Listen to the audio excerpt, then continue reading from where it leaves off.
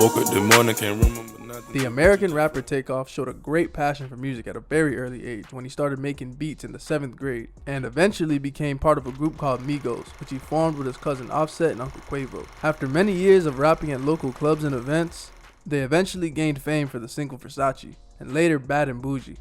Among other unfortunate deaths in the music industry, another premature death made headlines as Takeoff, who was only 28 years old, was shot and killed at a private party in Houston on the 1st of November 2022. Takeoff's career, which looked so promising to the world, was tragically cut short, and fans remembered how in an interview with Rolling Stone in 2015, he said the path that he was on was a blessing and stated, "It's only the beginning though, you ain't seen nothing yet." I think it's pretty safe to say that with his death, hip-hop and the music industry have lost a pure talent. But the question is, was his death a simple case of a dispute at a private property? Or was he murdered? If that's the case, this could link his death to hip-hop homicides that are becoming more and more frequent.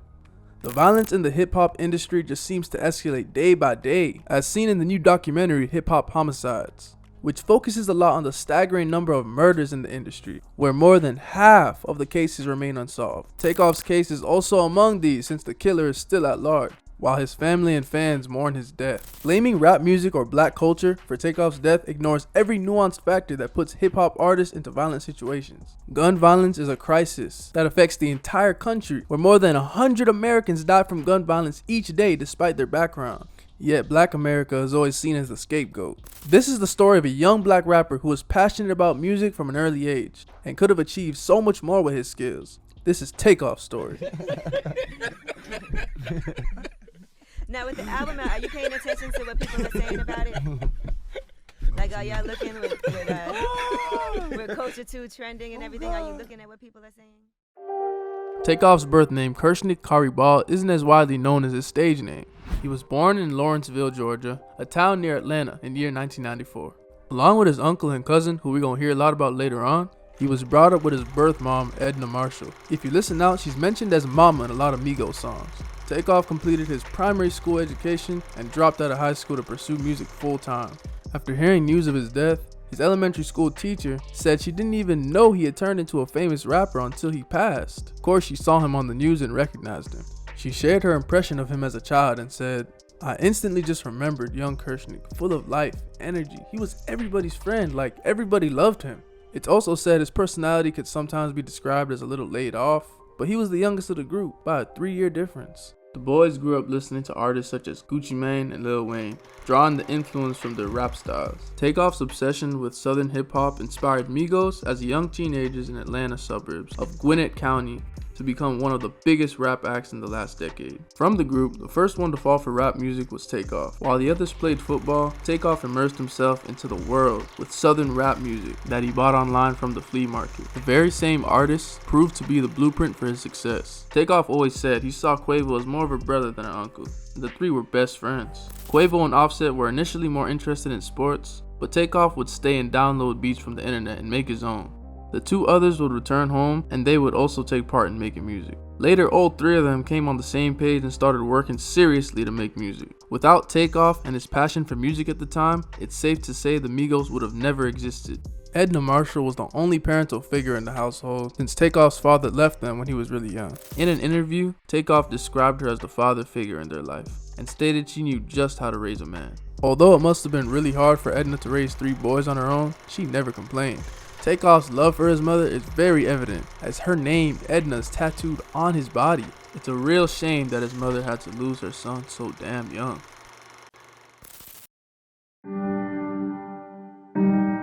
Takeoff was always known for his crazy beats and how he could produce groovy music out of thin air. He was an extremely talented and versatile performer, with genre-appropriate looks and colored glasses. I'm talking lots of bling. Really looking back at his musical journey, it was quite eventful. I mean, he was belting out hit songs one after another.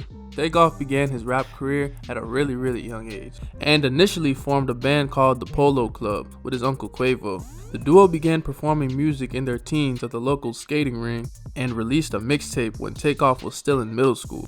Later, Offset and his cousin, who frequently started spending time at Edna's crib, decided to join them and formed the trio that later became known as Migos. This rap style, where 3 notes are performed on one beat, was really popularized by them. They released their first rap album called Jug Season in 2011.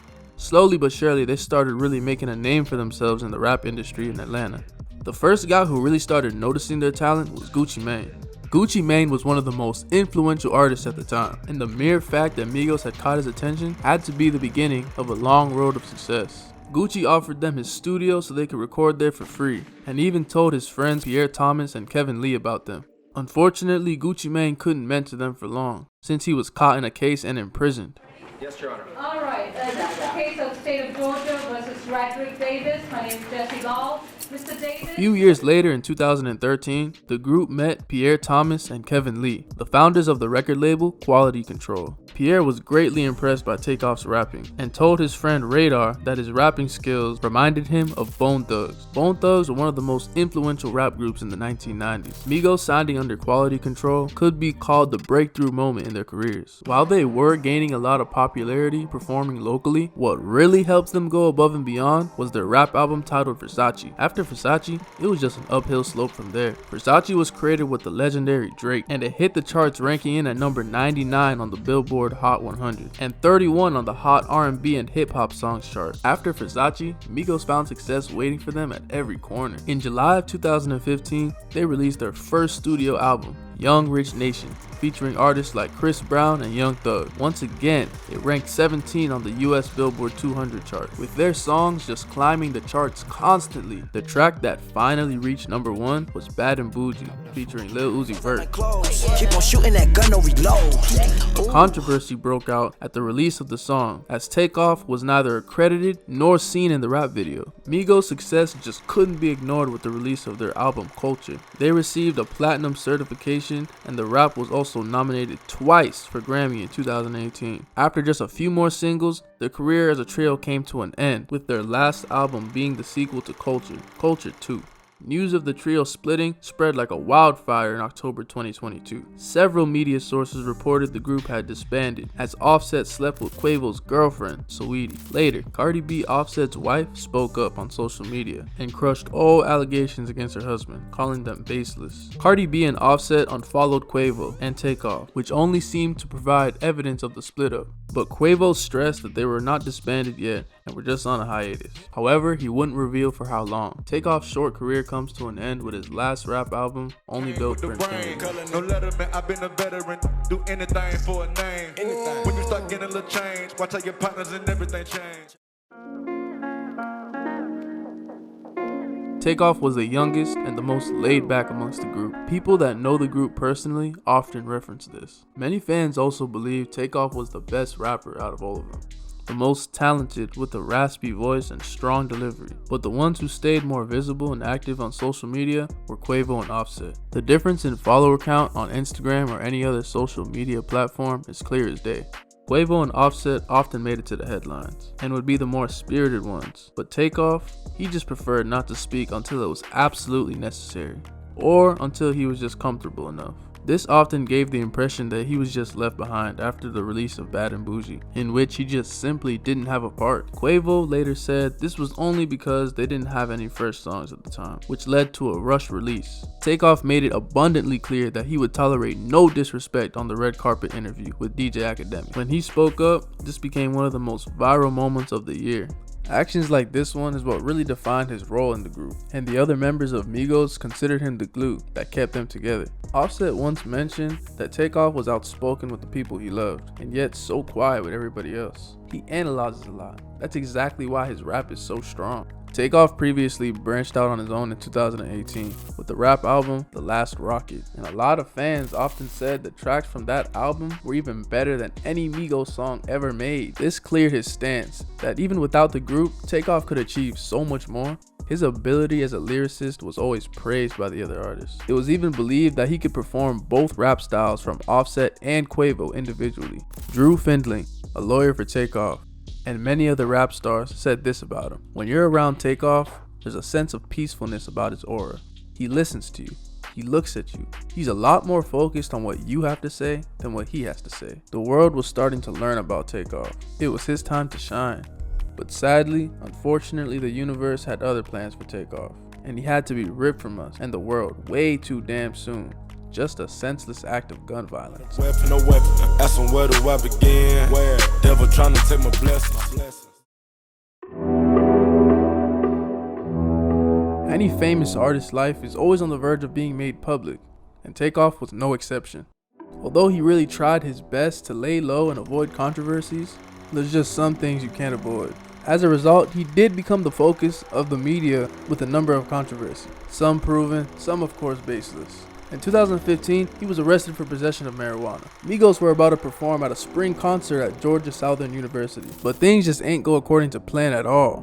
When Migos arrived to the university along with 12 other crew members, the police were present there for security purposes and noticed a strong smell of marijuana coming from their vanity vans. After questioning the crew members, the police of course arrested the trio and the rest of the crew for the illegal possession of contraband and for illegally possessing firearms within the university's premises. Quavo, Takeoff, and 6 other crew members were released on bond. After their releases, the university refused to pay the decided amount of $33,000 to the group since they had broken the contract agreement to perform for a duration of 45 minutes. Migos decided to walk off stage after just performing for less than 30 minutes. However, with the help of court, the university agreed to pay half of the amount decided for the contract. In 2017, Takeoff once again became a hot topic for the headlines by being removed from a flight due to misbehavior. Apparently, he had refused to pick his luggage up and place it in the overhead cabin. He also misbehaved with the staff. The airline later released a statement that a passenger from a business class was removed from the flight. Another controversy broke out in 2021 when he was accused of rape by a girl named Jane Doe. She made accusations of him assaulting her, not only physically, but sexually as well, at a friend's party. In retaliation, Takeoff filed a case against her. The Los Angeles District Attorney's Office later said that they would not file the case against Takeoff because there simply wasn't enough evidence to prove the allegations. Something many fans never truly understood is why was Takeoff never accredited nor seen in the rap video Bad and Bougie. This question is still often brought to light. Bad and Bougie is still one of Migos' biggest hit songs to date. At the red carpet interview, he was asked the real reason why he was left out of the track. This clearly made the whole group uncomfortable. Takeoff then responded, "Do I look like I'm left out of Bad and Bougie?" referring to all the fame he had gained from the song with the other Migos members. I feel like there's like a running joke with you being left off Bad and Bougie. I ain't left off Bad and Bougie. You think I'm left off Bad and Bougie? Say again? You say I'm left off Bad and Bougie? What'd you say? You say I'm left off Bad and Bougie? Yeah. Do it look like I'm left off Bad and Bougie? What'd you say? Do it look like I'm left off Bad and Bougie? Nah. I mean, that's one thing I like about the group, because ever since when you were in jail, even though you might see one or the other, y'all move as a collective. All right, we got to wrap this up though. Okay. My bad. I've been trying to jump. I couldn't wrap hear it up anything then. over there too. Close it. Close it. Hey, listen, man. I wish I could talk to the Migos longer, man. It's one of my favorite groups. I've been covering for so long. I'm glad they succeeded, man. Hey, man, you guys are nominated tonight. Have a good show. Hold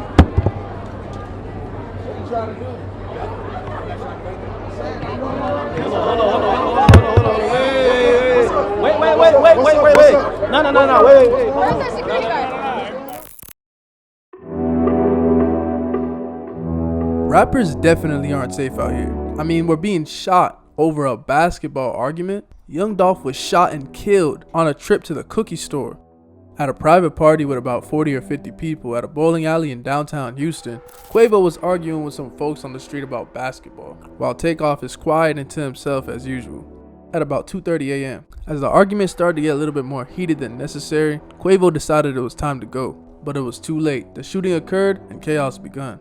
Upon seeing his nephew getting shot, Quavo and the crew dragged him away. Dumbstruck, you can hear him yelling for help. In the video released by TMZ, at one point you can even hear him yelling, "It should have been me." Takeoff was reported dead at the scene upon getting shot twice. The official report stated a penetrating gunshot wound to the head and through the torso. Despite social media accounts for the incident, investigators are continuing to piece together exactly what happened at the party and who is responsible for Takeoff's ultimate death. We're all set right there.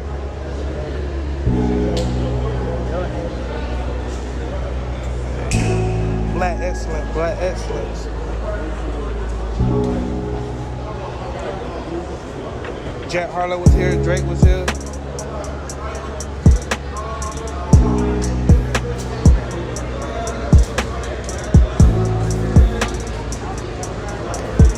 These my boys. Police are asking for help from the witnesses so the investigation can be sped up. The entire entertainment industry is in shock over this case, as violence in the hip-hop musical genre only seems to grow. Takeoff's death adds yet another name to America's long list of gun violence victims. As for his last words, I can't help but find it a little bit mysterious. In an interview with the host Nore, Takeoff's new track was praised as they were asked, was this finally their time to prove it? Takeoff responded with, "Oh for sure, enough is enough. I'm chillin' laid back, but it's not about that. It's time to give me my flowers. I don't want to lay down when I ain't here." I felt like you was just like, yo, I felt like it was like it was always your time. It was your time to prove it. Is that something you had in your mind when you was going in recording? Oh, for sure. Okay. You know what I mean? Enough is enough. Mm-hmm. You know, I'm chill, you know what I'm saying, laid back, but it's time to pop it, you know what I mean? I mean, time to give me my flowers, you know what I mean? I don't want them later on when I ain't here. God damn it, you know what I mean? I want them right now, so. Give me flowers. What he meant was, he wants to receive the credit for the contribution he gave to Migos now, and not when he's dead and gone. But little did we know, this would be his last interview, just 10 days before his death. Even though Takeoff perished young, his legacy with Migos is mighty. His accomplishments in the music industry easily make him one of the most successful rappers in this entire generation. Takeoff is amongst the rappers that changed the landscape for the hip-hop industry, and achieving so much success all before the age of 30, absolutely remarkable. Cold-blooded murder, or just an accident that took his life, neither will change the fact that he will be remembered forever, and his legacy will continue for a very, very long time. If y'all enjoy this type of content, let me know in the comment section below. And don't be afraid to like and subscribe. Many more coming soon. Artist out.